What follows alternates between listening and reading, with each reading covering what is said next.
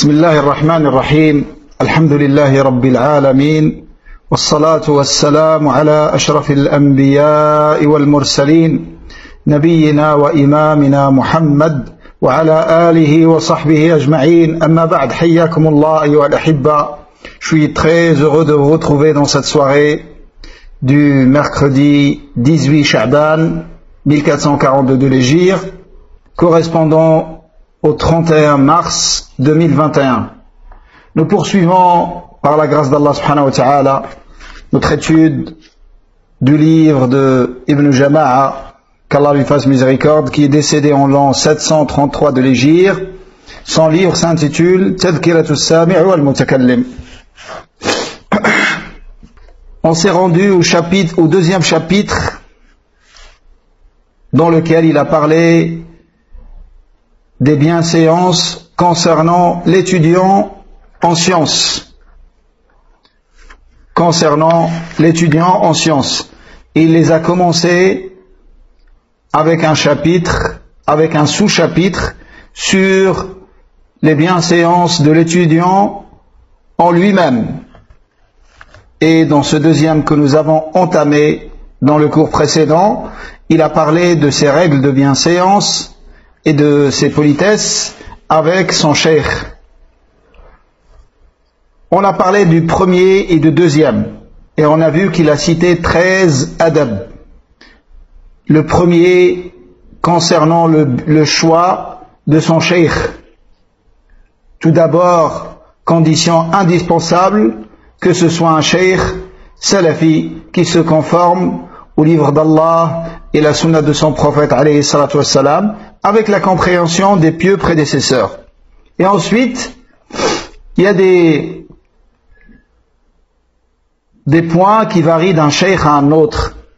Et de manière générale, selon ce qu'on a vu d'une manière détaillée dans le cours précédent, l'étudiant doit choisir les meilleurs des savants dans leur enseignement et dans la facilité de comprendre avec eux et dans leur crainte d'Allah subhanahu wa ta'ala,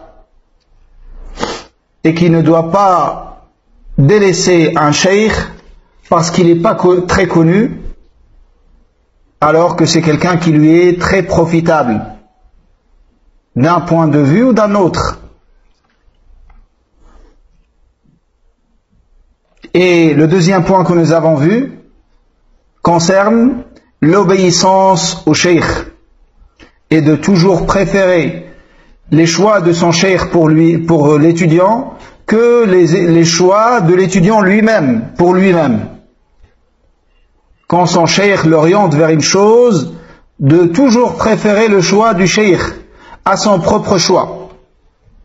Sauf s'il y a un argument clair comme quoi son choix est le meilleur. Mais ça, c'est rare entre les étudiants et leurs shuyukh. L'étudiant qui est débutant dans l'apprentissage et cheikh qui a passé beaucoup d'années dans l'apprentissage et ensuite beaucoup d'années dans l'enseignement, son expérience fait que, en général, ses choix seront meilleurs pour l'étudiant que ce que l'étudiant peut voir comme meilleur pour lui. Ça, c'est le deuxième adab que nous avons vu. Et aujourd'hui, on va commencer avec le troisième, qui concerne le respect que doit avoir l'étudiant pour son cheikh. Il a dit وَأَنْ يَنْظُرَ بِعَيْنِ الْإِجْلَالِ وَيَعْتَقِدَ فِيهِ دَرَجَةَ الْكَمَالِ فَإِنَّ ذَلِكَ أَقْرَبُ إِلَى نَفْعِهِ بِهِ. Donc il doit observer son cheikh avec un profond respect et penser que du bien de lui. Penser que du bien de lui. Et ceci est meilleur pour l'étudiant, car ça va lui faciliter de tirer profit de ce cheikh. Et comme on va voir, tu profiteras d'un cheikh tant que tu penses du bien de lui. Dès que Shaitan arrive à te faire penser du mal de lui, tu ne profiteras plus de lui. Donc, il faut que l'étudiant et un profond respect pour son cheikh. Et on va voir plusieurs formes de ce respect dans la pratique. C'est pour ça cette risala, elle a cette particularité que c'est pas Ibn Jama'a, il se limite pas au côté théorique, mais il cite des détails que ne connaît qu'un cheikh qui a passé beaucoup d'années dans l'enseignement et qui a eu beaucoup d'expérience avec les étudiants. Et lui, il était dans des écoles et il a passé sa vie dans l'apprentissage et dans l'enseignement. Il n'a pas fait autre chose que cela. Rahimahullah. C'était un juge, mais c'est toujours en lien avec la science. C'était un juge, il a occupé la fonction de juge. C'était même le grand juge. Mais il était toujours dans le cercle de la science. Et ça, subhanallah, ça me fait penser à une risala très circoncise, très concise, une risala concise de un imam de notre époque qui est l'allama Abdurrahman ibn Sa'di. En quelques pages, cette risala, et elle contient des fawaïd du même genre que ce qui est cité ici. Et la raison, c'est la même que je viens de citer. Cheikh Abdurrahman ibn Sa'di, c'est un homme également qui a passé sa vie dans la demande de science et dans l'enseignement. Il a formé énormément de savants. Et comme je vous ai dit dans le cours précédent, des choses qui peuvent étonner certains de nos frères qui sont loin des pays dans lesquels il y a les savants, l'accès aux savants à notre époque n'est pas aussi facile qu'à leur époque. Et tu peux être dans le même quartier que des hommes de science et ne pas pouvoir profiter d'eux comme ça se faisait à leur époque. Ils vivaient avec l'ulama. Et ça, ça existait jusqu'à il y a quelques années. Parmi ceux qui étaient comme ça, Cheikh Ahmed Najmi, qu'Allah lui fasse miséricorde, comme nous ont raconté beaucoup de ses élèves et comment il était proche de ses élèves, depuis son réveil jusqu'à ce qu'il se couche, il est dans l'ilm avec les étudiants. Et ça, aujourd'hui, c'est pas possible. Également, Cheikh Zayd bin Hadi al-Madkhali. Notre noble Cheikh Zayd bin Hadi al-Madkhali également, il était comme ça. Yani, c'est des savants qui ont consacré la vie à la science. Leur vie, elle est consacrée à la science. Également, Cheikh Ibn Uthaymin, rahimahullah. Et ce sont ces savants-là qui ont sorti pour la Ummah des ulama. Parce que pour former un alim, c'est pas un cours par semaine ou 2 cours par semaine. C'est la science tous les jours. Et surtout dans les premières années de l'étudiant, il a besoin de savants quasiment tout le temps pour l'orienter, pour l'aider dans sa compréhension, pour l'encourager dans sa demande de science, et ainsi de suite. Mais ça ne veut pas dire qu'il se passe des savants, même s'il arrive à un niveau très élevé dans l'ilm. Et ça, c'est salafi. Amma celui qui se passe des savants et qui croit qu'il est arrivé à un niveau où il peut se passer des savants, celui-là, en réalité, malheureusement, il est leurré. Il n'a pas profité comme il faut de la science. وكان بعض السلف إذا ذهب إلى شيخه تصدق بشيء وقال اللهم استر عيب شيخي عني ولا تذهب بركة علمه مني. Et certains parmi les salafs, avant de se rendre chez leur shuyukh, ils faisaient une sadaqa, une aumône. Et ils demandaient à Allah par cette aumône de cacher pour eux les défauts de leur cheikh et de ne pas les priver de sa science. Car quand tu vois ses défauts, tu vas plus profiter de lui comme avant. Il y en a qui vont plus du tout profiter, et il y en a qui vont profiter mais avec une hésitation. Et ça, c'est la nature des hommes. C'est pour ça, ceux qui profitent le moins d'un savant, ce sont sa famille proche.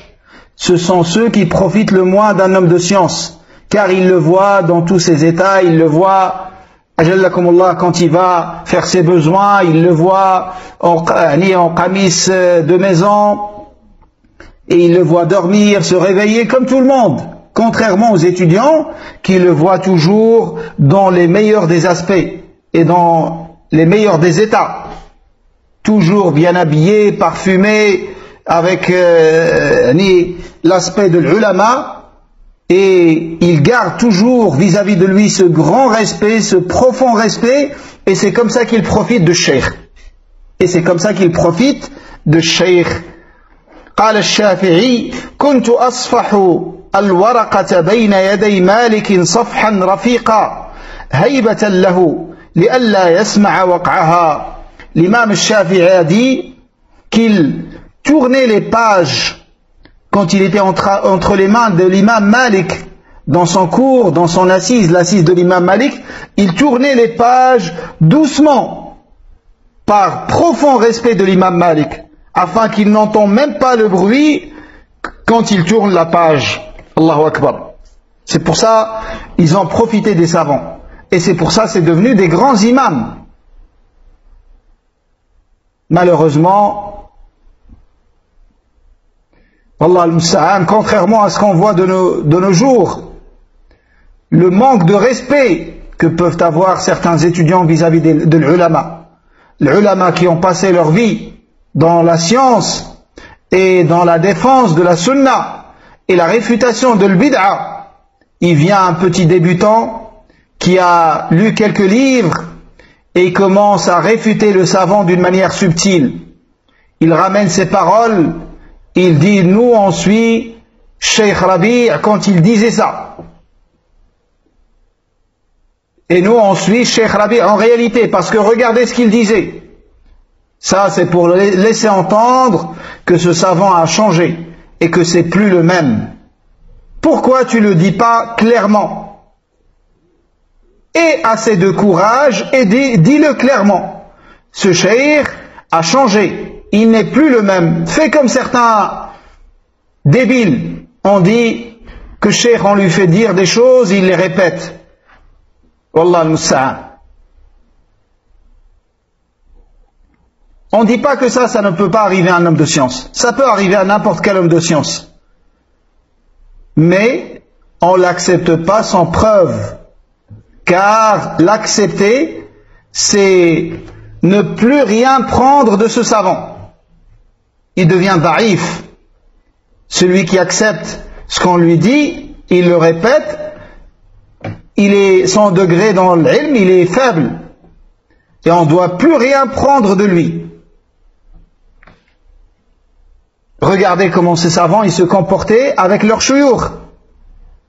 Même quand ils tournent les pages, ils les tournaient d'une manière très douce, afin que l'imam Malik n'entend même pas quand il tourne la page. وقال الربيع والله ما اجترأت أن أشرب الماء والشافعي ينظر إلي هيبة له. الله أكبر. الربيع ابن سليمان المرادي, l'élève de l'imam Shafi'i, celui qui a transmis la science de l'imam Shafi'i. Et je vous ai raconté une fois que Rabi' rahimahullah avait une compréhension très lourde. Et Shafi'i pouvait lui répéter 10 fois le même point. Et encore plus. Jusqu'à ce qu'il est devenu Ar-Rabi' ibn Sulayman al-Muradi, celui qui a transmis la science de l'imam Shafi'i. Parmi ses plus grands élèves qui ont transmis sa science, malgré qu'il ne fait pas partie des plus grands élèves dans l'âge. Il y a des élèves qui l'ont devancé dans la prise de science de l'imam Shafi'i. Mais lui, il a transmis sa science. Rahimahullah. Il dit ici, écoutez bien ce qu'il dit. Il dit, par Allah, je n'ai jamais osé boire l'eau alors que Shafi'i me regarde. Pendant que Shafi'i me regarde. Par respect et par profond respect à son égard. Allahu Akbar. Il n'ose même pas boire l'eau en présence de son cheikh. Et comparer ça, et tout ce qu'on va voir dans cette soirée, Comparez ça à ce que vous entendez de certains qui se disent Tullab ilm. Qu'Allah nous en préserve. Et nous demandons à Allah de nous raffermir sur la vérité que nous avons connue jusqu'à le rencontrer. Et nous demandons, nous cherchons refuge auprès de lui contre l'égarement après la guidée. وحضر بعض أولاد الخليفة المهدي عند شريك فاستند إلى الحائط وسأله عن حديث فلم يلتفت إليه شريك ثم أعاد فعاد شريك بمثل ذلك فقال أتستخف بأولاد الخلفاء قال لا ولكن العلم أجل عند الله من أن أضيعه ويروى العلم أزين عند الله من أن أضيعه. Certains parmi les fils du gouverneur Al-Mahdi a assisté à un cours de Sharik ibn Abdullah Al-Nakha'i, qui est décédé en l'an 177 de l'Hégire parmi les grands imams. Il a assisté dans son cours et il a posé son dos contre le mur et il l'a interrogé au sujet d'un hadith. Le fils du gouverneur a interrogé Sharik, rahimahullah, au sujet d'un hadith en étant dans cet état-là qui a été décrit. Il s'est reposé contre le mur. Quand il a posé la question, Sharik ne s'est pas tourné vers lui. Ensuite, le fils du gouverneur a répété sa question. Sharik s'est comporté de même. Il ne lui a pas accordé d'importance. Jusqu'à ce qu'il a dit, le fils du gouverneur a dit, tu prends à la légère les fils des gouverneurs, des califes. Il a dit non, mais la science a plus d'estime auprès d'Allah pour que je la perde. Et dans une riwaya, la science est plus honorable auprès d'Allah pour que je la perde de cette manière. C'est-à-dire, la science a plus d'estime auprès d'Allah subhanahu wa ta'ala que de la perdre en la donnant à quelqu'un qui ne la mérite pas et qui ne se comporte pas avec les comportements des demandeurs de science.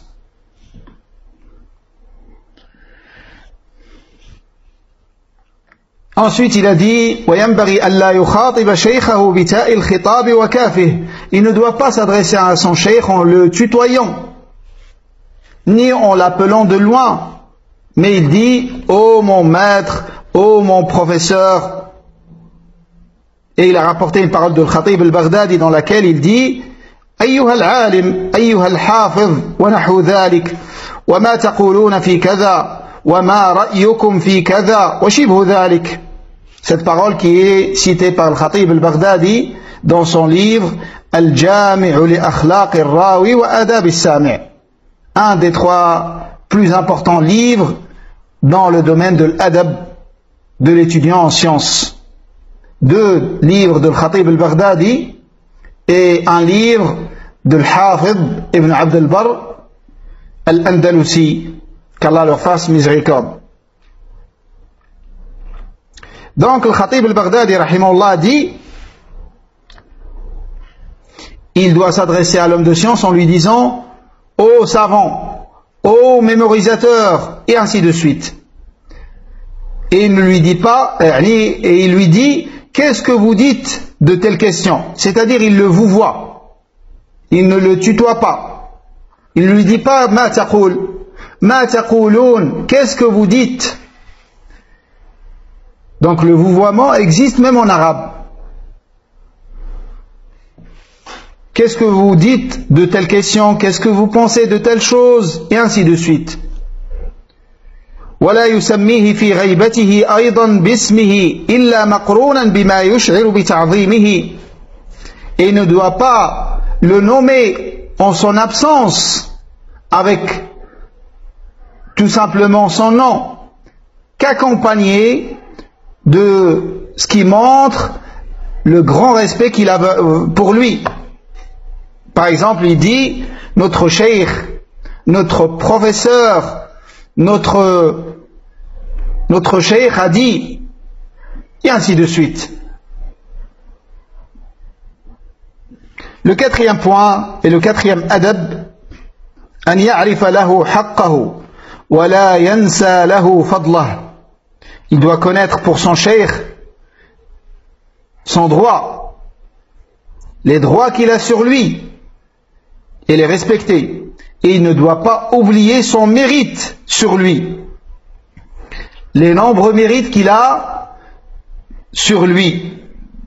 Comme a dit Shu'ba, كنت إذا سمعت من الرجل الحديث كنت له عبدا ما حي. Shu'ba, bien évidemment, c'est le grand imam, le grand mémorisateur parmi les grands ascètes et parmi les plus grands des savants, qui est décédé en l'an 160 de l'Hégire. Shu'ba ibn al-Hajjaj al-Wasiti, Amir al-Mu'minin, le guide des croyants dans la science du hadith. Et Shu'ba, rahimahullah, ils disent dans sa biographie qu'il se contentait de ce qui lui suffit dans une journée comme subsistance. Rahimahumullah. Donc Shu'ba, rahimahullah, il dit, quand j'entends un hadith d'un homme, je deviens son serviteur tant qu'il est en vie. Tant qu'il est en vie, je deviens comme son serviteur. Et dans une autre parole de lui également, il a dit, ما سمعت من أحد شيئا إلا واختلفت إليه أكثر مما سمعت منه. ومن ذلك, donc c'est dans le même sens. Connaître le mérite de son cheikh et lui donner ses droits sur lui. Et fait partie de ces choses, il a commencé à les détailler en disant وَمِنْ ذَلِكَ أَنْ يُعَظِّمَ حَضْرَتَهُ وَيَرُدَّ غِيبَتَهُ وَيَغْضَبَ لَهَا فَإِنْ عَجِزَ عَنْ ذَلِكَ قَامَ وَفَارَقَ ذَلِكَ الْمَجْلِسِ. Parmi les droits de son cheikh sur lui, c'est de le vénérer, de le respecter profondément pendant son absence, pendant sa présence, et de le défendre si jamais quelqu'un il le calomnie en son absence et il se met en colère pour cela, il le défend en son absence. S'il est incapable de cela, pour une raison ou pour une autre, alors au minimum, il a dit, il quitte cette assise. Il se lève et quitte l'assise. S'il n'arrive pas à défendre son cheikh, et ça, c'est des droits vis-à-vis de tout musulman. Mais, ils sont encore plus forts vis-à-vis de celui qui t'a donné la science. De celui qui t'a donné la science. Mais sinon, ça, c'est demandé vis-à-vis de tout musulman. Et il doit lui faire des invocations pendant toute sa vie. Et ça, c'est rapporté de Salaf. C'est rapporté de l'imam Ahmad qu'il faisait de dua pour un homme qui s'appelle Muhammad ibn Idris. Il faisait de dua dans ses salawats, dans ses prosternations pour Muhammad ibn Idris. Au point où un de ses enfants lui a dit, c'est qui Muhammad ibn Idris pour qui tu fais des dua tout le temps dans ce jour? Il a dit, c'est Shafi'i, son cheikh, l'imam Shafi'i. Vous savez que l'imam Ahmad a pris la science de l'imam Shafi'i. Et l'imam Shafi'i a pris la science de l'imam Malik. C'est pour ça que ces trois écoles, on les appelle Al-Madrasa Al-Athariya, ceux qui suivent la trace. On la distingue de Madrasa Al-Ra'i, l'école de la vie, qui est l'école de l'imam Abu Hanifa et de Sufyan al-Thawri et d'autres grands savants. Ça ne veut pas dire qu'ils suivaient la vie indépendamment des textes. Mais dans cette école de la vie, il y avait plus d'avis que dans l'autre école, car ils n'avaient pas autant de hadiths et ils avaient besoin de faire des efforts. Beaucoup plus souvent, ils avaient recours aux efforts pour déduire des jugements, plus que l'autre école, l'école de l'imam Malik, qui se contentait de, comme ils étaient proches des grands savants de Madina et de Mecca, ils avaient des tabi'in et des choses qui ont été rapportées de Sahaba, qui les indispensaient le plus souvent de faire leurs propres avis. Et en plus de l'abondance de hadiths qu'ils avaient, regardez, un des plus grands livres qui ont été faits dans cette Ummah, c'est le Musnad de l'imam Ahmed. Ils disent qu'il contient 50 000 hadiths. En tout cas, il fait plus de 50 volumes. Dans l'édition qui existe aujourd'hui, sa meilleure édition, c'est l'édition de Risala, 52 volumes. Et de veiller sur sa descendance et sur ses proches et les bien-aimés de son cheikh après la mort du cheikh. De veiller sur ses proches, sur sa famille, ses enfants et ses amis après la mort de cheikh. Et non pas comme ce que je vous ai dit, ceux, dès qu'ils pensent qu'ils sont arrivés à un niveau de science, ils s'éloignent des savants pendant leur vivant. Regardez ce qu'il dit ici. Il continue à se rappeler de son cheikh et à faire du bien vis-à-vis de son cheikh en veillant sur ses enfants, sur sa famille, ses proches, ses amis. Contrairement à ceux qui délaissent les savants pendant leur vivant. Pour soi-disant, parce que soi-disant ils sont arrivés à un niveau où ils peuvent faire da'wa indépendamment des ulama. Et ça c'est un mauvais signe que talib al-ilm coupe les liens avec l'ulama et s'éloigne de l'ulama.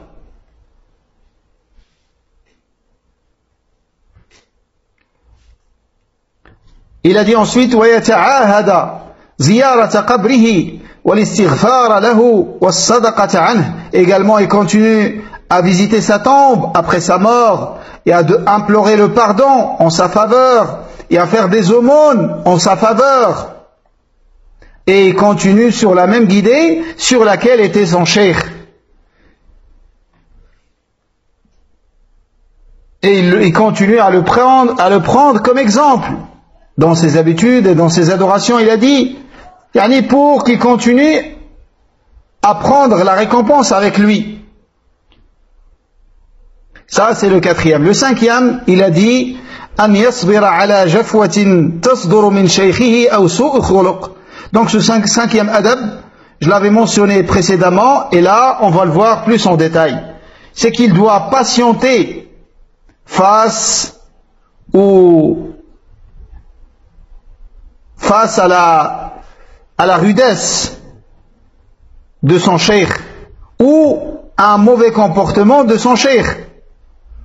Si son cheikh il se détourne de lui ou il fait preuve de rudesse avec lui ou il se comporte d'une mauvaise manière avec lui, il doit faire preuve de patience, l'étudiant. L'étudiant doit patienter, car cheikh ça reste un être humain. Et subhanallah, c'est ça que certains de nos frères Tullab ilm n'arrivent pas à comprendre. Ils idéalisent l'ulama, pour lui l'alim, il ne faut pas qu'il tombe dans une erreur, il ne faut pas qu'il ait un mauvais comportement un jour. L'alim c'est un être humain, comme tout le monde. Un jour peut-être que un de ses enfants lui a dit quelque chose qui l'a mis en colère, ou là son épouse, ou là des choses comme ça, donc ça peut lui arriver ces choses-là. Ça peut lui arriver ces choses-là. Donc ça ne doit pas repousser l'étudiant du cheikh. Ça ne doit pas le repousser de son cheikh et de continuer à penser du bien de lui et de chercher à lui trouver des excuses dans des comportements, dans leur apparence qui sont mauvais, de leur trouver des explications et des interprétations. Peut-être qu'il a fait ça parce que ça, ou et ainsi de suite, comme ce que je vous ai cité. Et ce que je vous ai cité, c'est des réalités. Un cheikh avec un excellent comportement, un jour il peut venir, il est en colère. il est plus sensible que d'habitude. Tu lui poses une question, il te répond pas comme d'habitude. Il se détourne de toi, il veut pas que tu lui parles. C'est un être humain. Certes, nos ulama, ce sont les meilleurs de notre communauté. Les meilleurs hommes de notre communauté, ce sont les ulama, les gens qui sont dans la science. Mais ça ne veut pas dire qu'ils sont infaillibles. Et ensuite, il a dit que l'étudiant, quand face à cette dureté non justifiée, face à cette rudesse de cheikh, face à ce mauvais comportement, il doit commencer tout de suite à lui trouver une excuse. Et se repentir à Allah. Peut-être qu'avec un de ses péchés, que cheikh s'est comporté avec lui de cette manière. Et d'attribuer la négligence et le manquement à sa propre personne et non pas à son cheikh. Et d'adresser les reproches à sa personne. Car ainsi, son amour continuera pour son cheikh. Et ainsi, il préservera son cœur de toute mauvaise pensée de son cheikh. Et ça, c'est plus bénéfique pour lui, car il va continuer à profiter de cheikh. Car du moment que tu penses du mal de cheikh, c'est fini le profit. Et ça, c'est des choses expérimentées. Tu profites de quelqu'un tant que tu le respectes et que tu penses du bien de lui, et ainsi de suite. Il a été rapporté de certains salafs, celui qui ne patiente pas et qui ne s'abaisse pas pour la demande de science, qui ne fait pas preuve d'humilité dans sa demande de science, il restera toute sa vie dans l'aveuglement et dans l'ignorance. Et celui qui patiente dans sa demande de science, sa fin sera la gloire et la fierté dans ce bas monde et dans l'au-delà. Donc, tu veux la science, tu demandes une chose inestimable dans sa valeur, immense, parmi les plus grands bienfaits, parmi les plus grandes grâces qu'Allah accorde dans ce bas monde à un croyant. Celui pour qui Allah veut du bien, il lui donne la compréhension dans la religion. Tu veux ça, toi. Donc, tu dois patienter. Et tu ne dois pas te détourner de ton cheikh parce qu'un jour, il t'a dit une parole qui t'a blessé. Mais tu dois faire comme a dit Ibn Jama'a, rahimahullah, ici. Adresser les reproches à ta personne et dire, c'est à cause de tes manquements qu'il s'est comporté avec toi comme ça. Et lui trouver des excuses afin que tu continues à penser du bien de lui et que tu continues à profiter de lui. Ça, c'est un conseil extrêmement précieux dont tu dois prendre note dans ta demande de science. C'est très très bénéfique. Et beaucoup d'étudiants que j'ai vus moi-même se sont éloignés de certains shuyukh salafiyin à cause de certains points comme ça.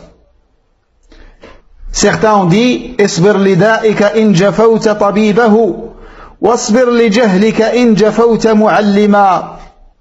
Patiente quand tu es malade. Patiente même si le médecin se comporte mal avec toi. Et également patiente face à la rudesse de ton enseignant pour t'en sortir de ton ignorance. Quand tu es malade et souffrant et tu sais qu'un médecin est un grand spécialiste par rapport à cette maladie et que Allah subhanahu wa ta'ala lui a permis d'être la cause de la guérison de beaucoup de malades, si il se comporte mal avec toi ou là il te dit une parole déplacée, ça va pas t'éloigner. Tu vas patienter et tu vas continuer à suivre le traitement avec lui. Alors que dire de lever l'ignorance face à la rudesse de l'enseignant? Ensuite, il a rapporté de Ibn Abbas un mauvais comportement d'un cheikh. Il faut savoir que les comportements, comme c'est cité dans un hadith, c'est comme le rizq. Allah a réparti les comportements entre les fils de Adam, les bons comportements, comme il a réparti entre eux leur subsistance, leur rizq. Et fait partie des comportements qui sont innés. Et il y a des comportements qui sont acquis, qui demandent à faire des efforts pour les avoir. وعن ابن عباس ذللت طالبا فعززت مطلوبا. Il a dit, radiyallahu anhuma, Abdullah ibn Abbas, il a dit, j'ai patienté face à l'humilité, j'ai fait preuve d'humilité dans ma demande de science, et enfin, j'ai eu un statut et un honneur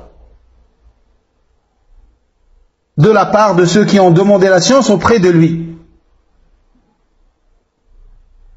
Donc il a fait preuve d'humilité dans sa demande de science pour arriver à un degré, à un statut élevé, un statut très honorable. Radiyallahu anhu. Bien évidemment, les savants, ils visent pas ce statut.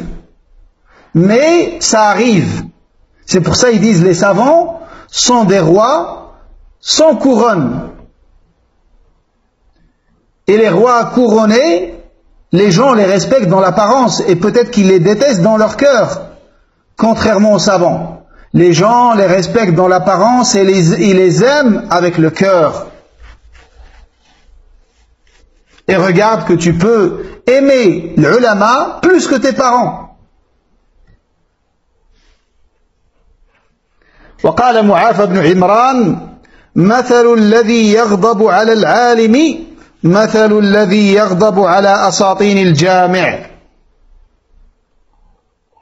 Mu'af ibn Imran, qui est décédé en l'an 185 de l'Hégire, a dit: celui qui se met en colère contre le savant est comme celui qui se met en colère contre les grands piliers de la mosquée. Car les grands piliers de la mosquée, si tu te mets en colère contre eux et tu veux leur faire du mal, en réalité tu vas te faire du mal à toi-même. C'est comme ça, celui qui se met en colère contre les savants, il va se faire du mal à lui-même. Mais il ne fera pas de mal aux savants. Il se met en colère contre le savant, il délaisse ses cours. C'est qui va se faire du mal? L'alim ou toi? C'est toi qui vas passer à côté de ce grand bien. وقال الشافعي قيل لسفيان بن عيينة إن قوما يأتونك من أقطار الأرض تغضب عليهم يوشك أن يذهبوا ويتركوك فقال للقائل هم حمقى إذا مثلك هم حمقى إذا مثلك إن تركوا ما ينفعهم لسوء خلقي. Shafi'i rahimahullah a dit qu'on a dit à Sufyan ibn Uyayna, des gens qui viennent de l'est et de l'ouest de la terre, ils viennent pour demander la science auprès de toi et toi tu te mets en colère contre eux. Bientôt ils vont te délaisser, ils vont délaisser tes assises de science. Il a dit à celui qui lui a dit ça: alors ils seront des fous comme toi. Ils délaissent ce qui leur est profitable à cause de mon mauvais comportement. Bien évidemment, ça c'est de la folie. C'est de la folie de délaisser la science d'un alim parce qu'il s'est mal comporté avec toi. وقال Abu Yusuf, bien évidemment, c'est Yaqub ibn Ibrahim, le plus grand élève de l'imam Abu Hanifa. Abu Yusuf al-Qadi. Son اسمه يعقوب. Il a dit: خمسة يجب على الناس مداراتهم وعد منهم العالم ليقتبس من علمه. Il a dit 5 parmi les gens, on doit avoir le mudarat avec eux. Le mudarat, c'est l'inverse et l'opposé de le mudahana. Le mudahana, c'est comme dans la parole d'Allah Azza wa Jal. Waddu law tudhinu fayudhinun.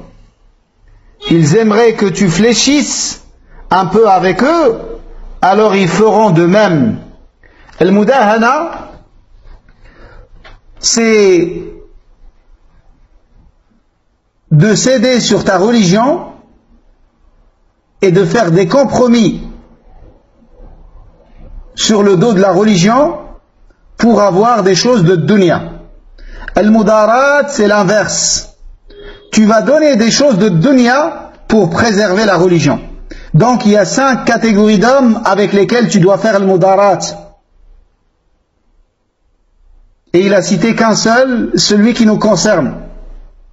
Mais c'est connu que le mudarat, parmi les gens avec lesquels on doit faire le plus de mudarat,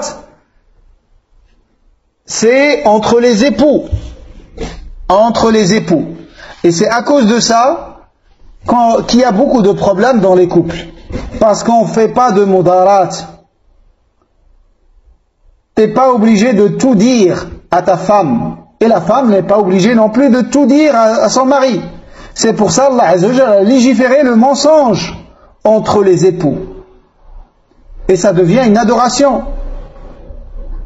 Quand l'un ment pour le bien de l'autre. Donc parmi les personnes avec lesquelles tu as besoin de plus de mudarat pour vivre une vie paisible et tranquille, c'est ton épouse. Et l'épouse également, elle a besoin de ça avec son époux. Mais lui, il a cité ici l'alim. Ce qui nous concerne, c'est l'homme de science. L'homme de science, tu dois faire le mudarat avec lui pour profiter de sa science. Pour profiter de sa science. Et le mudarat, c'est pas une hypocrisie, bien évidemment.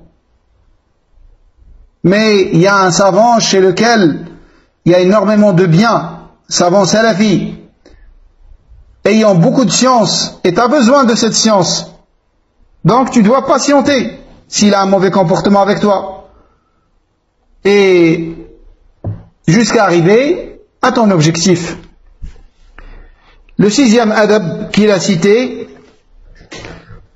أن يشكر الشيخ على توقيفه على ما فيه فضيلة وعلى توبيخه على ما فيه نقيصة.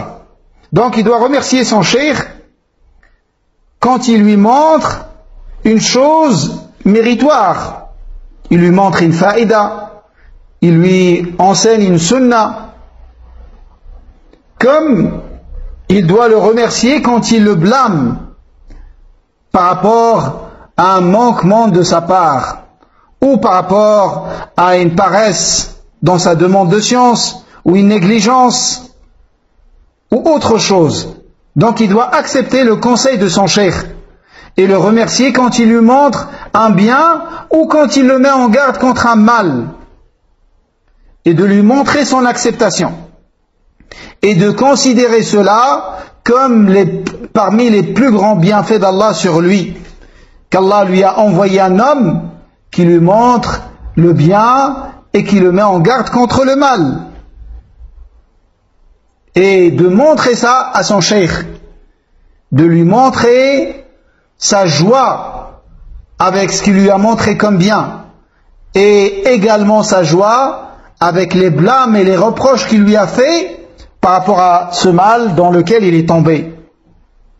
Et ça, le fait de montrer ça à son cheikh, c'est des choses qui vont faire que cheikh va lui donner davantage de conseils et de science, et il va prendre soin encore de lui,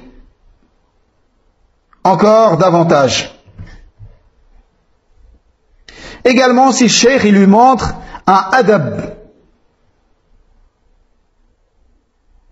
il lui montre un adab ou une faïda, où il le met en garde contre un manquement dans lequel il est tombé, il ne doit pas, écoutez bien, je vais traduire directement, pour finir les 13 points, bi'idnillah.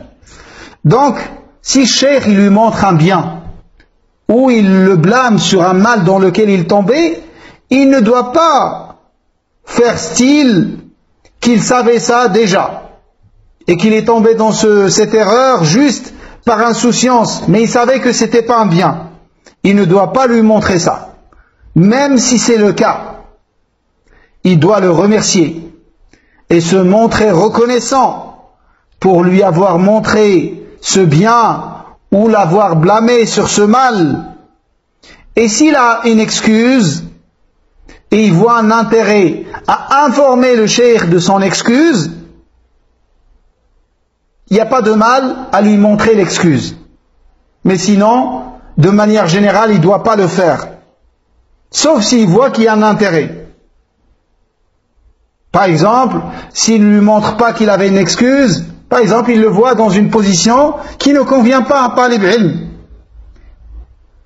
Et cheikh, s'il le voit dans cette situation, peut-être qu'il va penser que c'est quelqu'un qui n'est pas fait pour la science. Il n'a pas d'adab. Alors que lui, par exemple, il a longé ses pieds parce qu'il avait mal ou quelque chose. Dans ce cas-là, il n'y a pas de mal à l'informer de son excuse, afin que cheikh ne pense pas du mal de lui et qu'il le délaisse et il se détourne de lui. Le 7e adab, alla yadkhul ala al-shaykh fi ghayri al-majlis al-'am illa bisti'dhan. Donc ça c'est parmi l'adab qu'il doit avoir avec son cheikh. Il ne doit pas entrer chez le cheikh dans ses assises privées qu'avec sa permission. Il demande sa permission et son autorisation. Mais dans les assises publiques qui sont ouvertes pour tout le monde, ici il ne s'agit pas de demander la permission. Mais dans ces assises privées, par exemple il est seul chez lui en train de lire, ou il est avec un étudiant ou quelque chose comme ça, il ne doit pas entrer sans la permission du cheikh. Et quand il demande la permission, il doit demander la permission jusqu'à avoir la certitude que le cheikh a pris connaissance de sa présence. S'il voit qu'il ne lui permet pas de venir, alors il doit quitter, il doit repartir. Et au maximum, il ne doit pas demander la permission plus de 3 fois, comme c'est dans la sunna. Il toque 3 fois maximum. Et il toque la porte d'une manière douce, avec les angles, ensuite avec les doigts, et ensuite en frappant sur la porte ou avec l'anneau. Il y avait des anneaux sur les portes avec lesquels, qu'ils accrochaient sur les portes avec lesquels ils vont toquer. Donc il commence avec les angles, il a dit, ensuite les doigts, et en 3e lieu avec l'anneau de la porte.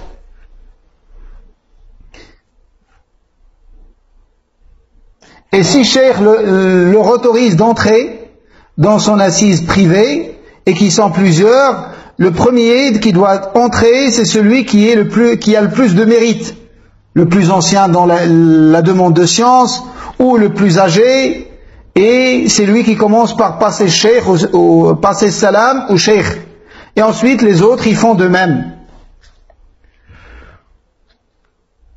Et il ne doit pas entrer chez le cheikh que dans un aspect parfait, avec la meilleure des apparences, propre dans son corps, propre dans ses vêtements, parfumé, en ayant coupé ses angles et en ayant enlevé toute mauvaise odeur, et ainsi de suite. Surtout s'il entre chez cheikh dans une assise de science, car l'assise de science est une adoration dans laquelle il est légiféré de bien s'habiller, de bien se parfumer, et ainsi de suite, et d'arriver devant son cheikh avec le meilleur des aspects et la meilleure des apparences.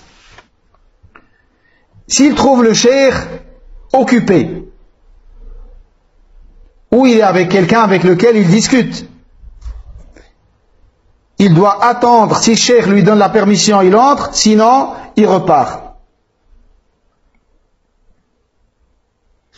Et quand il entre chez son cheikh, il assiste à son cours, il doit également, en plus de se préparer dans son apparence, de préparer son intérieur, c'est-à-dire le cœur, de venir avec, de bien écouter et de bien comprendre ce que le cheikh dit, et afin de tirer le plus grand des profits, et ne pas venir en étant fatigué, ou à moitié endormi, ou en colère, ou dans une grande faim, de grande soif. Toutes ces choses-là qui vont l'empêcher de se concentrer avec le cheikh et de tirer le plein profit de lui. Et s'il vient chez son cheikh, il le trouve endormi, il ne doit pas le réveiller. Il doit patienter jusqu'à ce que le cheikh se réveille. Ou il repart. Mais il ne doit pas le réveiller. Et de patienter, d'attendre son réveil est meilleur que de repartir. Comme ça a été rapporté de Abdullah ibn Abbas, qu'il venait devant la maison de Zayd ibn Thabit, radiyallahu anhu, et il attendait sa sortie. Et des fois, il lui disait, quand il le voyait devant la maison, il lui disait, veux-tu qu'on réveille pour toi Zayd ibn Thabit? Il disait non, ne le réveillez pas. Et peut-être des fois, il pouvait rester jusqu'à prendre des coups de soleil, radiyallahu anhu. Et c'est ainsi que faisaient les salafs avec leurs savants. Et même Sahaba, ils ont fait ça avec des Sahaba qui ont plus de science que eux, tels que Abu Moussa al-Ash'ari, radiyallahu anhu, le grand compagnon. Il est allé chez Abdullah ibn Mas'ud, le grand compagnon, radiyallahu anhu, le grand faqih. Il est resté devant sa maison jusqu'à ce qu'il est sorti. Il n'a pas demandé à ce qu'il sorte. Jusqu'à ce qu'il est sorti pour Salat al-Fajr, il l'a accompagné et c'est là où il l'a interrogé sur cette innovation qu'il a vue dans une mosquée. Des gens qui se regroupaient pour faire un dhikr en groupe. Il ne doit pas demander à son cheikh d'étudier avec lui un livre à un moment qui est difficile pour cheikh. Par exemple, à un moment où cheikh a l'habitude de se reposer, à un moment où cheikh a l'habitude de lire. Et il ne doit pas lui demander de le spécifier avec un temps sans les autres élèves.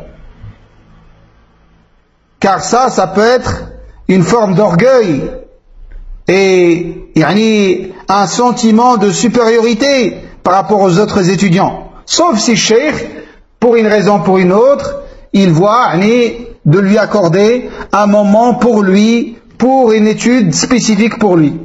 Des fois parce qu'il n'a pas le temps pour assister aux autres cours ou pour une autre raison.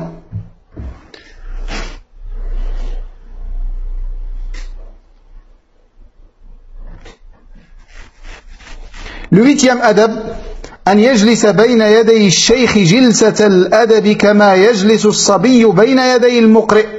Par rapport à la façon de s'asseoir devant son cheikh, de s'asseoir avec d'une manière dans laquelle il y a le plus grand de adab et de politesse, comme l'enfant s'assoit devant celui qui lui fait mémoriser le Coran.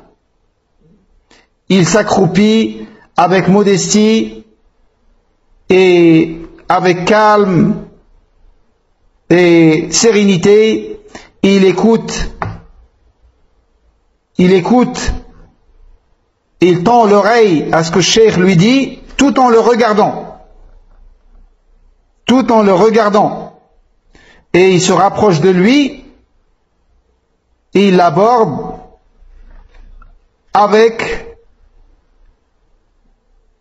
il aborde le cheikh entièrement, c'est-à-dire avec son corps et avec ses oreilles et avec son cœur. Il l'écoute et il comprend ce qu'il lui dit. pour comprendre ce qu'il lui dit, afin que le cheikh n'ait pas besoin de répéter la même chose 2 fois. Et il ne doit pas se tourner. Il ne doit pas se tourner sans qu'il y ait un besoin. Comme commencer à regarder à droite, à gauche, regarder le plafond, regarder derrière. Il doit rester concentré sur son cours et regarder son cheikh et se concentrer sur ce qu'il dit. Et ça fait partie de l'adab. Comme il ne doit pas sursauter en entendant un bruit ou quelque chose comme ça. Le fait d'entendre un bruit ne doit pas le perturber dans sa concentration et dans son cours, ou de commencer à se tourner pour regarder ce qui se passe. Surtout quand le cheikh discute avec lui. Quand il discute avec lui, il doit rester entièrement avec son cheikh et ne pas être perturbé par un bruit ou commencer à sursauter, tourner à droite, à gauche, voir ce qui se passe. Il doit rester concentré sur son cours. Comme il ne doit pas secouer ses manches devant le cheikh, secouer la manche, par exemple, il y a de la poussière ou là il y a des poils ou des choses comme ça, il ne doit pas secouer sa manche, ni découvrir son bras, ni commencer à bouger inutilement et futilement, s'amuser avec ses doigts ou là ses mains ou ses pieds ou autres de ses membres, ou commencer à caresser sa barbe et mettre la main sur la barbe ou sur sa bouche, ou s'amuser avec son nez. Il doit délaisser tout ça. Ou de sortir, il a dit, ou de sortir quelque chose de son nez, et de ne pas commencer à ouvrir la bouche et de frapper ses dents. Également, il ne doit pas commencer à écrire sur le tapis ou des choses comme ça. Toute chose qui va l'éloigner de la concentration dans le cours. Il doit rester concentré et méditer pleinement ce que le cheikh dit. Comme il ne doit pas tourner le dos au cheikh, comme on a vu avec ce prince, il ne doit pas tourner le dos au cheikh, ou s'appuyer sur sa main derrière lui ou sur son côté. Il doit s'asseoir accroupi avec respect pour le cercle de science et pour le cours qui est donné par cheikh. Également, il ne doit pas raconter une chose en présence de son cheikh, une chose qui fait rire, ou raconter une chose dans laquelle il y a une chose indécente ou une grossièreté, ou lui adresser un discours impoli. Également, il ne doit pas sourire en présence de son cheikh, sauf si c'est une chose étonnante et surprenante. Ça peut être toléré.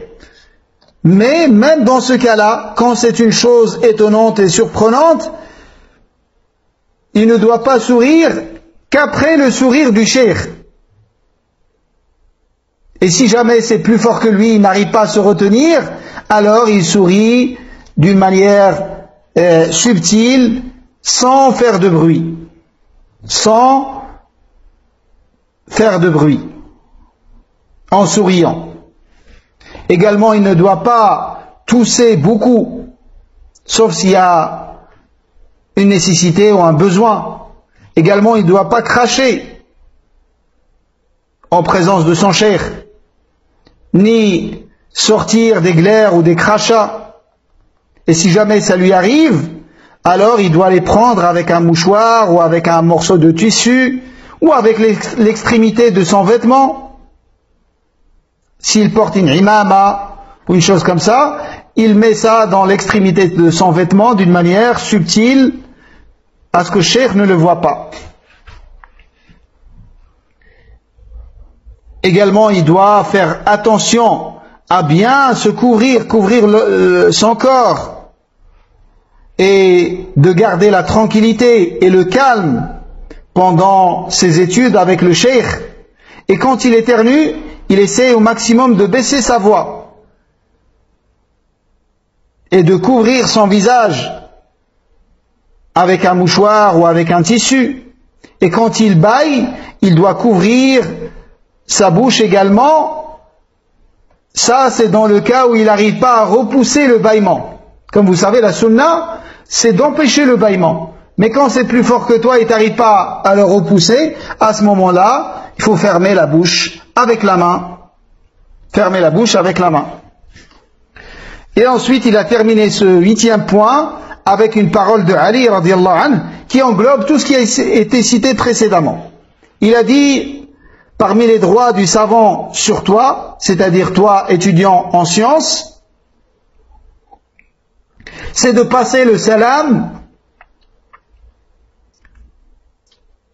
à tous ceux qui sont présents d'une manière générale et de spécifier ton cheikh avec la salutation. De passer salam à tout le monde et de le passer spécifiquement au cheikh. Et de t'asseoir devant lui. Et de ne pas pointer quelqu'un avec le doigt en sa présence, ni de regarder autre que lui. Et de ne pas lui dire un tel parmi les hommes de science a un avis différent du tien. Et de ne pas faire de la médisance en sa présence. Et de ne pas chercher et creuser pour trouver son défaut et son erreur. Et s'il fait une erreur, tu dois accepter son excuse. Et tu dois le respecter profondément pour Allah subhanahu wa ta'ala. Et s'il a un besoin, tu dois te hâter pour être le premier à le servir. Et tu ne dois pas le prendre par le vêtement. Et subhanallah, ces choses-là, on les a vues. Avec les hommes de science, certains étudiants, ils font ces choses-là. Ils tirent cher de son vêtement. Allah, ça je me rappelle encore, je l'ai vu dans le Masjid Nabawi.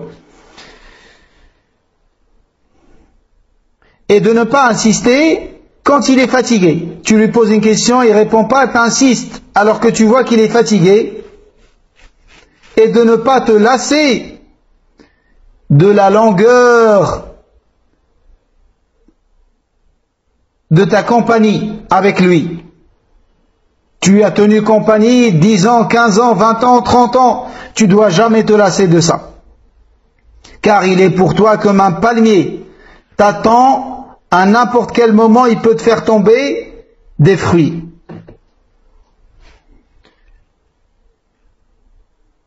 Et comme il a dit Ibn Jama'a, ces paroles qui sont rapportées de Ali, radiyallahu anhu, ont regroupé tout ce qu'on a toutes les choses dont on a besoin d'une manière concise.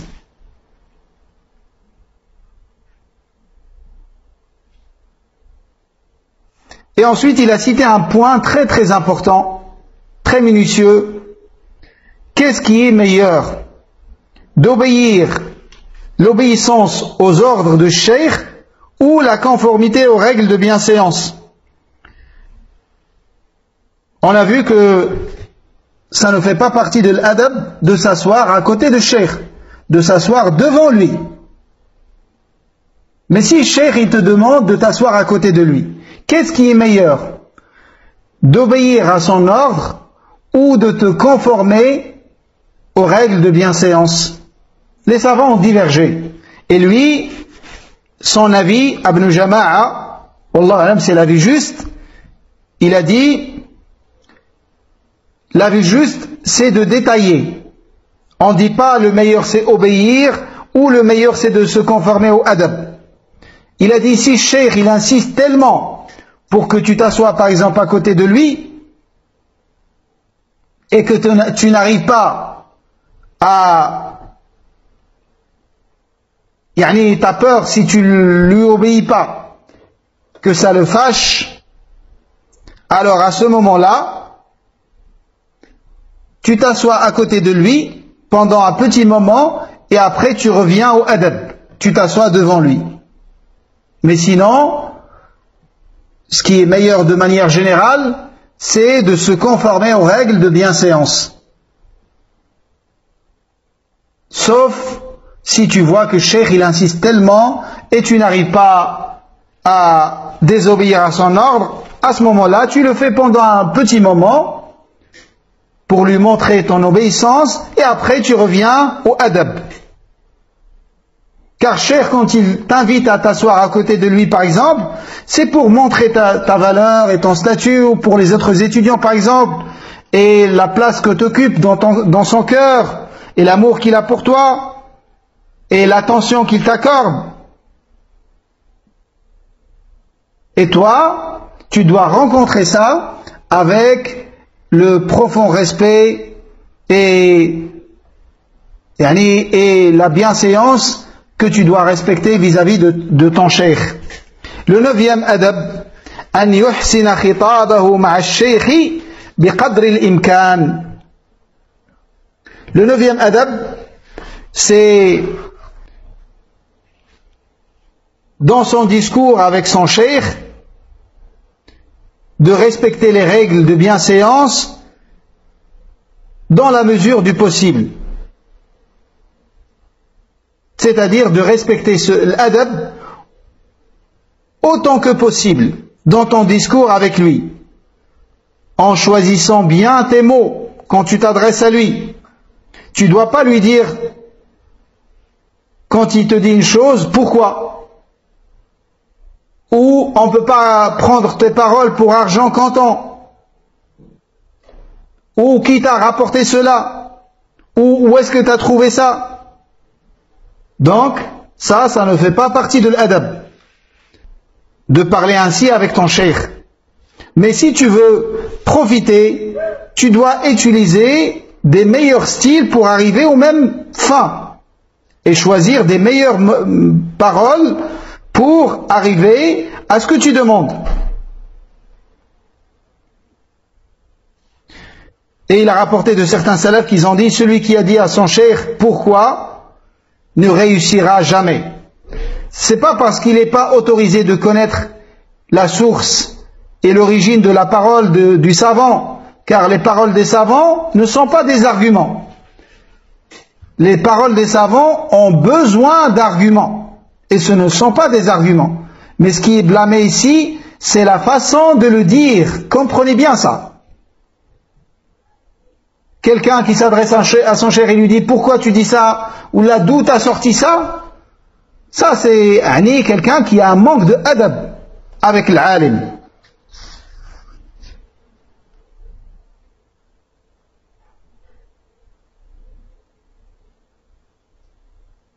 Et si cheikh lui cite une faïda, il ne doit pas lui dire « C'est ce que j'ai dit déjà aussi » ou « C'est ce que j'ai pensé aussi »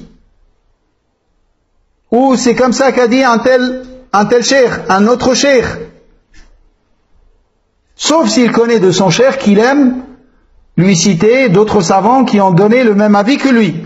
Mais sinon, il ne doit pas lui dire ça. Ou de lui dire un tel cheikh a un avis différent au tien. Ou ce que tu as dit n'est pas juste. Ce que tu as dit est faux.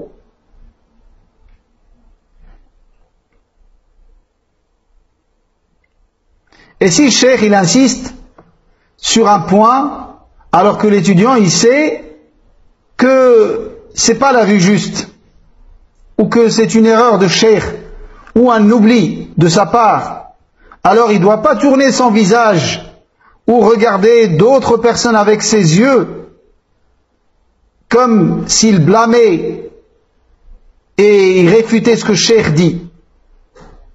Mais il doit le prendre avec douceur entre lui et le cheikh et lui montrer l'endroit de l'erreur de la meilleure des façons.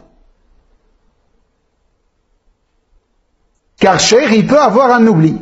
Il peut avoir un moment d'insouciance. Ça peut être une question qui n'a pas bien étudié. Car l'infaillibilité, parmi les hommes, elle n'est qu'aux prophètes. Mais les ulama, ils ne sont pas infaillibles. Il n'y a que les prophètes qui sont infaillibles dans leur science. Ils ne parlent que de révélation. Le ulama, ce n'est pas le cas. L'alim, il peut oublier, il peut avoir un moment d'insouciance. Une question de la religion, ça se peut qu'il ne l'a pas étudiée avec profondeur comme les autres questions. Il ne doit pas s'adresser à son cheikh comme certains disent. Il lui dit, eh Shvik, qu'est-ce que t'as compris, t'as entendu, tu sais, ou un tel. Tout ça, c'est des manques, c'est des manques de adab avec cheikh.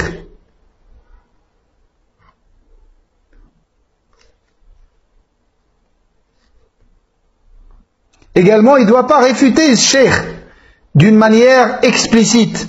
Il ne doit pas réfuter son cheikh d'une manière explicite où on voit qu'il le réfute.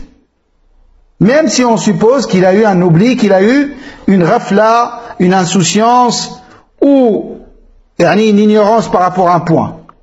Mais il va expliquer comment le faire.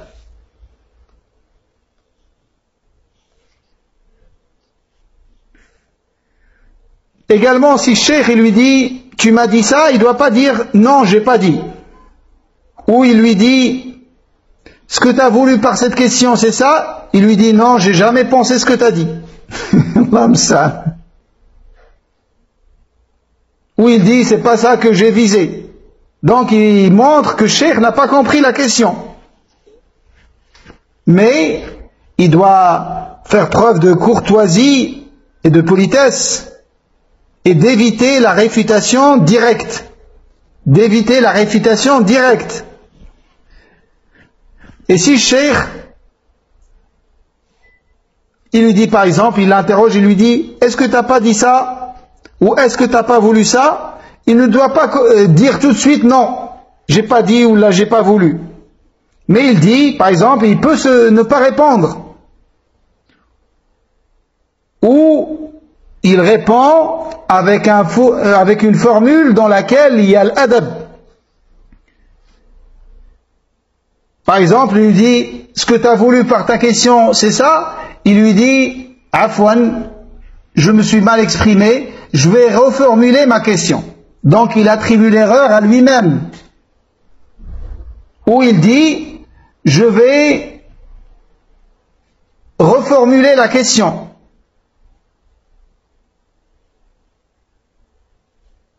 Où il dit, maintenant, je vais dire exactement ce que j'ai dit.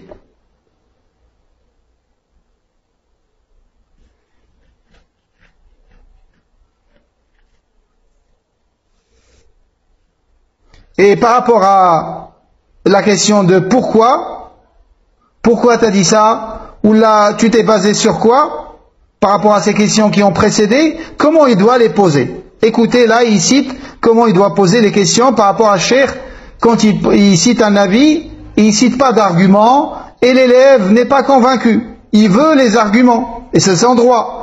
Mais le blâme, c'est par rapport à la façon de le faire et de demander les arguments. Regardez comment il peut demander les arguments. Il dit, si jamais on nous dit, vous êtes basé sur quoi pour dire ça? On leur dit quoi? Si jamais quelqu'un nous pose la question, il nous dit, c'est basé sur quoi cet avis? Comment on répond à cheikh? Et de cette manière, il va sortir de lui les arguments. Avec adab et douceur et politesse. Le 10e adab, quand il entend son cheikh citer un jugement religieux par rapport à une question, ou une faïda étrange qui n'est pas très connue, ou raconter une histoire ou réciter un poème, alors que l'étudiant il connaît par cœur ce que le cheikh dit. Il doit l'écouter avec attention et montrer qu'il profite et qu'il est heureux d'entendre cette faïda de cheikh et qu'il est plein de joie et assoiffé de ces fawaïd qu'il tire de ce cheikh, comme s'il n'a jamais entendu cette faïda. Et non pas dire, allez, interrompre cheikh et dire, oui, je connais par cœur, je vais te réciter si tu veux. Non, il fait comme si c'est la première fois qu'il entend cette faïda. Comme ça a été rapporté de Ata, il l'a cité, comme c'est rapporté de Ata ibn Abi Rabah, qui est décédé en l'an 115 de l'Hégire. Quand il était à Mecca, c'est un tabi'i. C'est à la base, c'est un esclave qui a été affranchi et c'est devenu l'imam de Mecca, avec le Coran et avec la science. Et au point où il disait, quand il était à Mecca, il disait, personne ne doit faire de fatwa pendant le pèlerinage quand Ata est présent. Ata ibn Abi Rabah, rahimahullah. Ata ibn Abi Rabah, il a dit, j'entends un hadith d'un homme, il me rapporte un hadith que je connais déjà, et je lui montre que c'est parmi les meilleurs hadiths que j'ai écoutés dans ma vie, comme si je l'ai jamais écouté, comme si je l'ai jamais écouté auparavant. Et dans une autre parole de lui également, il dit, certains jeunes me rapportent un hadith, je l'écoute attentivement, comme si je l'ai jamais entendu, alors que j'ai entendu ce hadith avant sa naissance. Allahu Akbar. Regardez l'adab. Nous, quand on nous cite une chose qu'on connaît déjà, on se précipite à montrer qu'on connaît. Et si on ne le dit pas explicitement, on le fait comprendre. On le fait comprendre avec des gestes de la tête ou avec un sourire. Et si le cheikh, en commençant par exemple à citer cette histoire ou ces poèmes, il lui demande, est-ce que tu connais par cœur? Est-ce que tu connais ça? Tu as déjà entendu ça? Bien évidemment, il ne répond pas oui. Car comme si, quand il répond oui, il répond par oui, comme s'il n'a pas besoin de la science de cheikh. Et il ne doit pas répondre par non, non plus, car c'est un mensonge. Mais il peut dire, regardez les formules qu'il a citées comme exemple. Il peut dire, j'aimerais bien profiter de toi, cheikh, par rapport à ça. Ou, j'aimerais bien l'entendre de toi. Ou, je l'ai entendu, mais il y a longtemps, je l'ai oublié, il y a longtemps. Et il n'a pas dit j'ai oublié, afwan. Il a dit je l'ai entendu, mais il y a longtemps de cela. Ou, l'entendre de toi est plus authentique pour moi. Donc il ne ment pas, mais il ne fait pas, il ne dit pas non plus qu'il connaissait déjà.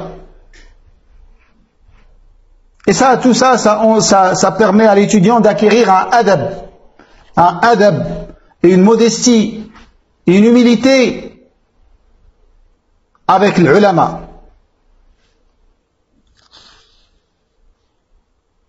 Par contre, s'il voit que le cheikh, il le teste, il veut voir sa mémorisation, à ce moment-là, il n'y a pas de mal à lui montrer qu'il connaît déjà. Car ça peut être une cause qui lui accorde davantage d'attention et davantage d'intérêt. C'est pour ça, dans le hadith authentique, quand Nabi sallam a demandé aux compagnons, dans une assise dans laquelle il y avait Abu Bakr et Omar et d'autres grands compagnons, il y avait Abdullah ibn Omar, le tout jeune compagnon. Nabi sallam leur a demandé, il leur a posé des questions par rapport à un arbre, il a cité ses descriptions. Et personne n'a répondu, et Abdullah ibn Omar savait la réponse, savait que c'était le palmier. Mais il n'a pas répondu. L'adab. Il n'a pas répondu.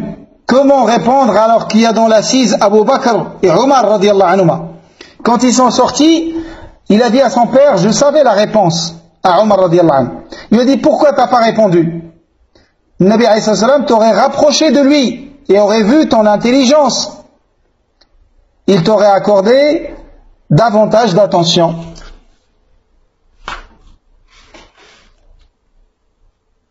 Le 11e adab, il ne doit pas s'avancer entre les mains de son cheikh et le devancer en commençant à expliquant un point ou répondre à une question ou autre. Il ne doit pas montrer non plus qu'il connaît déjà la réponse ou qu'il connaît déjà l'explication de ce point. Et si le cheikh il lui demande de répondre, à ce moment-là il répond. Comme il ne doit pas interrompre son cheikh pendant son discours.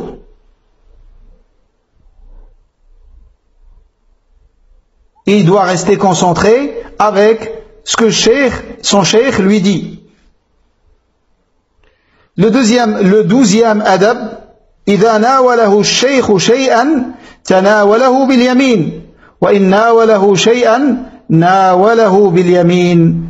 Quand il donne, donc ça c'est l'adab qui concerne le service de cheikh, être au service du cheikh. Quand le cheikh il lui donne une chose, il doit la prendre avec la main droite. Et quand lui il donne quelque chose au cheikh, il doit la donner avec la main droite.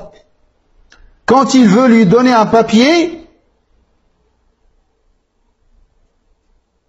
il doit le déplier avant de le donner au cheikh, pour qu'il n'ait pas besoin de le déplier.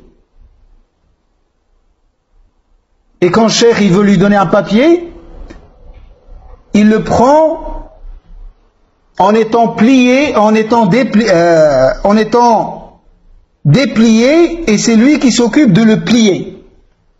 Il ne laisse pas cheikh le faire.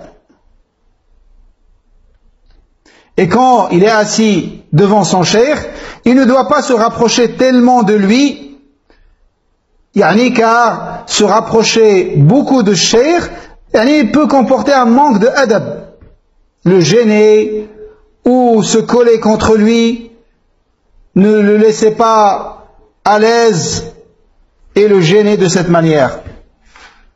Il ne doit pas poser son pied ou sa main sur quelque chose du corps de cheikh. Il doit laisser une petite distance entre lui et lui.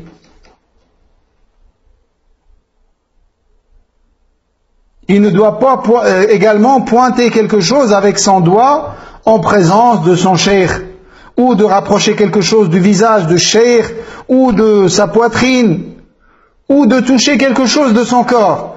Il doit toujours garder une distance et un respect pour le cheikh. Et quand le cheikh il se lève pour quitter l'assise, il doit se hâter à prendre son tapis, s'il a un tapis sur lequel il est assis, et de le ranger. Et si le cheikh a besoin de l'aider pour se lever, tel que prendre sa main ou l'épauler, il doit se précipiter à le faire et de lui présenter ses souliers s'il a du mal à les prendre lui-même, ou de manière générale. Lui il a cité s'il a du mal, mais de manière générale c'est un adab. C'est un adab avec cheikh, surtout quand cheikh il prend de l'âge, tel que ce que les étudiants font avec cheikh Al-Muhsin Al-Abbad, qu'Allah le préserve. Surtout quand cheikh il prend de l'âge, à l'époque, maintenant cheikh il le ramène sur un fauteuil roulant, mais à l'époque il marchait, mais il avait du mal à aller vers ses souliers et tout ça. Donc les étudiants, qu'Allah les récompense, il lui ramenait ses souliers. Et il met l'intention dans toutes ces choses-là, ce service qu'il offre à son cheikh, l'intention de se rapprocher d'Allah Azza wa Jal avec cela, puis de gagner l'amour de cheikh,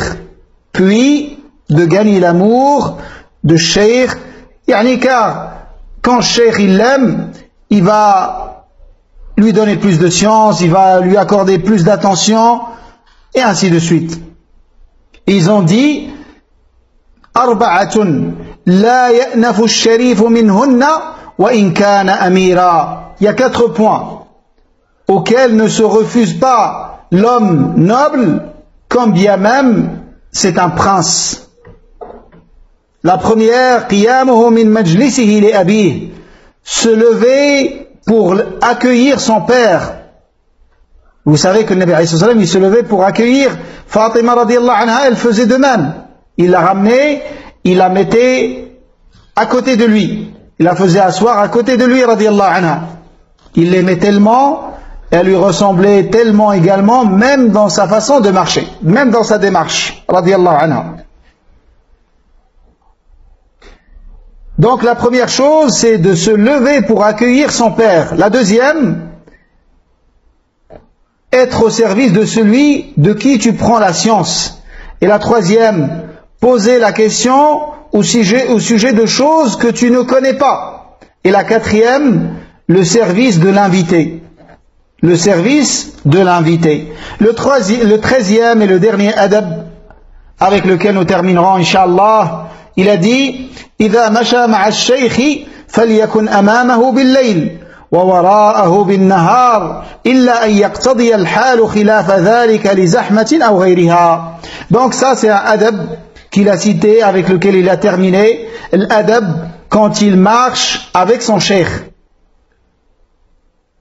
Tout d'abord, quand il marche avec lui pendant la nuit, qu'il se place devant le cheikh. Et quand il marche avec lui de jour, qu'il se place derrière lui. Sauf s'il y a une raison pour laquelle il peut inverser. Mais la base, c'est comme ce qu'il a cité. De nuit, il se met devant lui, pour le protéger si jamais il y a quelque chose. Et de jour, il reste derrière lui. Et dans les endroits où on ne sait pas comment la terre, par exemple, dans lesquels il y a de la boue, ou des choses comme ça, ou dangereux, il se met devant lui pour tâter le terrain et voir les choses, et pour préserver son cheikh. Et si cheikh se trouve dans une grande foule, il essaie de le protéger. Il essaie de le protéger en marchant devant lui ou derrière lui, afin d'écarter les gens de lui. Sans faire du mal aux gens, bien évidemment, mais en protégeant le savant. Et il ne doit pas marcher à côté de lui, sauf s'il y a un besoin, ou sauf si le cheikh il lui demande cela, et qu'il soit en garde contre bousculer son cheikh avec ses épaules, ou avec ses genoux, ou de lui coller. Et si son cheikh il marche avec quelqu'un avec lequel il parle, alors il ne doit pas se mettre entre les deux. Il doit avancer et laisser un écart entre lui et son cheikh et celui avec lequel il parle. Sauf si le cheikh lui dit de se rapprocher et qu'il ne voit pas d'inconvénient à ce qu'il écoute la conversation entre les deux. Voilà pour aujourd'hui. Nous demandons à Allah subhanahu wa ta'ala de nous accorder la science bénéfique et profitable et de nous faciliter les œuvres pieuses et acceptables. Wallahu a'lam. وصلى الله وسلم على نبينا محمد سبحانك اللهم وبحمدك نشهد أن لا إله إلا أنت نستغفرك ونتوب إليك بارك الله فيكم وجزاكم الله خيرا pour votre patience والسلام عليكم ورحمة الله وبركاته.